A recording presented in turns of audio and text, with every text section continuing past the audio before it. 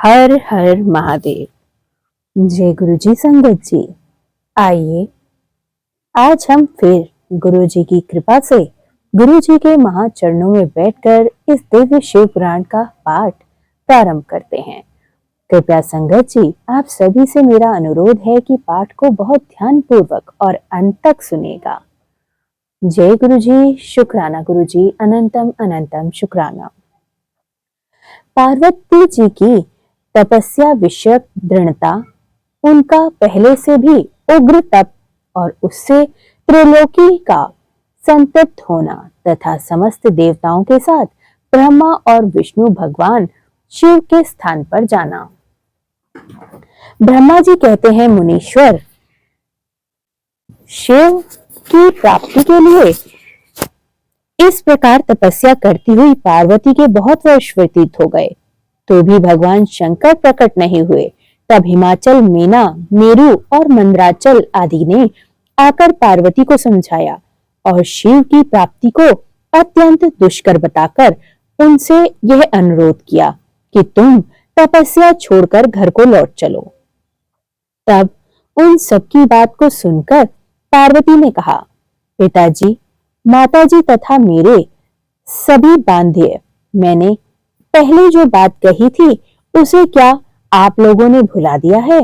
अस्तु, इस समय भी मेरी जो प्रतिज्ञा है उसे आप लोग सुन लें। जिन्होंने रोष से कामदेव को जलाकर भस्म कर दिया है, वे महादेव जी यद्यपि विरक्त हैं, तो भी मैं अपनी तपस्या से उन भक्त वत्सल भगवान शंकर को अवश्य ही संतुष्ट करूंगी। आप सब लोग प्रसन्नता पूर्वक अपने अपने घर को चले जाएं। महादेव जी संतुष्ट होंगे ही, इसमें अन्यथा विचार की आवश्यकता नहीं है। जिन्होंने कामदेव को जलाया है, जिन्होंने इस पर्वत को, वन को भी जलाकर भस्म कर दिया है, उन भगवान शंकर को मैं केवल तपस्या से यहीं बुलाऊंगी। महाभागण, आप यह जान लें कि महान तपोबल से ही भगवान सदाशिव की सेवा सुलभ हो सकती है। यह मैं आप लोगों से सत्य सत्य कहती हूँ। सुंदर भाषण करने वाली पर्वतराज कुमारी शिवा माता मेनका, भाई मेनांक और पिता हिमालय और मंदराचल आदि से उपयुक्त बात कहकर शीघ्र ही चुप हो गईं। शिवा के ऐसे कहने पर भी वे चतुर चालाक पर्वत गिरिराज सुमेरु आदि गिरजा की बारंबार प्रशंसा करते हुए अत्यंत विस्मित हो जैसे आए थे वैसे ही लौटकर चले गए। उन सबके चले जाने पर सखियों से घिरी हुई पार्वती मन में यथार्थ निश्चय करके पहले से भी अधिक उग्र तपस्या करने लगी। मुनि श्रेष्ठ देवताओं, असुरों, मनुष्यों और चराचर प्राणियों सहित समस्त त्रिलोकी उस महती तपस्या से संतप्त हो उठी। उस समय समस्त देवता, असुर, यक्ष, किन्नर, चारण, सिद्ध, साध्य, मुनि, विद्याधर, बड़े बड़े नाग, प्रजापति, गृहाक तथा अन्य लोग महान से महान कष्ट में पड़ गए, परंतु इसका कोई कारण उनकी समझ में नहीं आया। तब इंद्र आदि सब देवता मिलकर गुरु बृहस्पति से सलाह लेकर विहलिकता के साथ सुमेरु पर्वत पर मुझ विधाता की शरण में आए।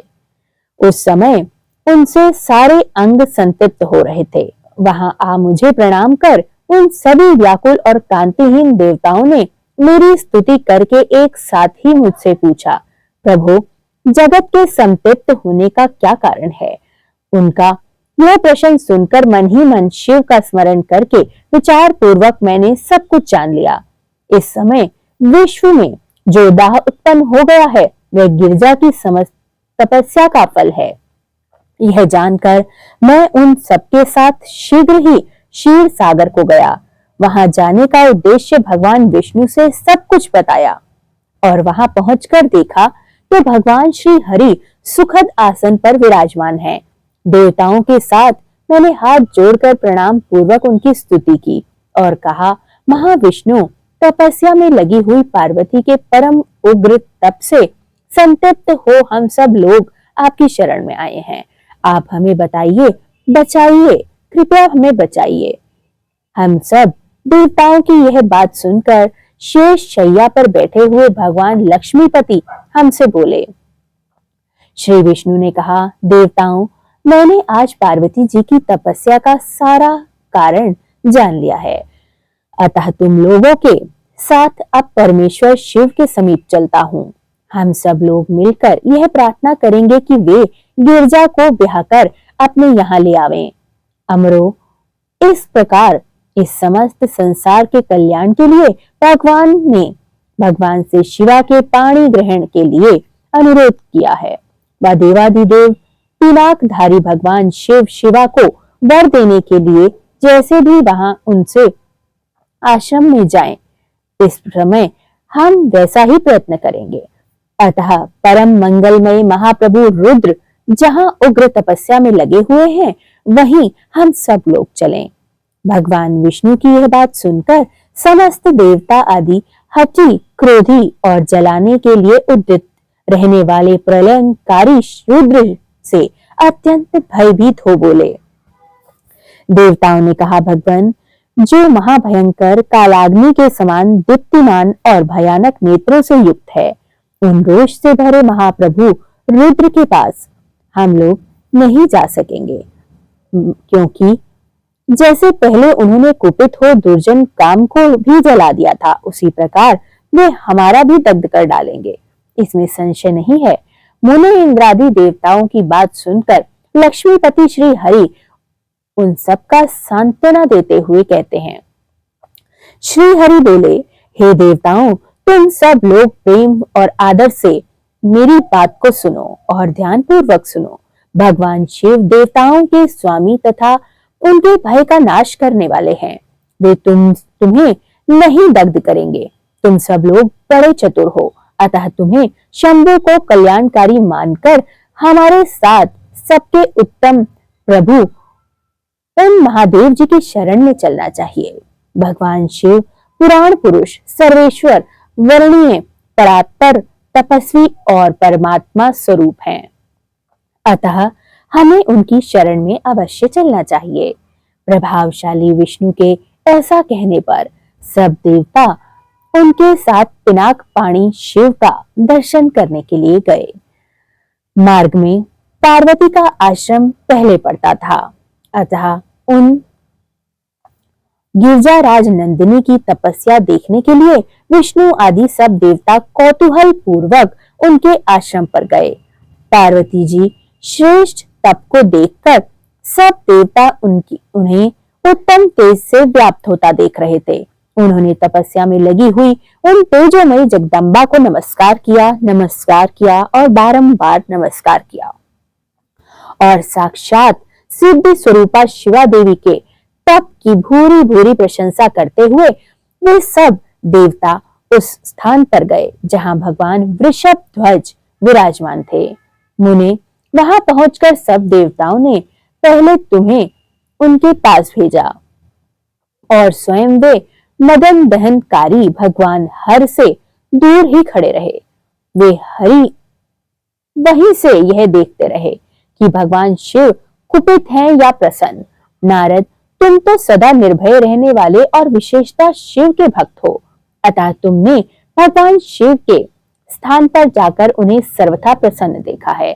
फिर वहां से लौटकर तुम श्री विष्णु आदि सब देवताओं को भगवान शिव के स्थान पर ले गए।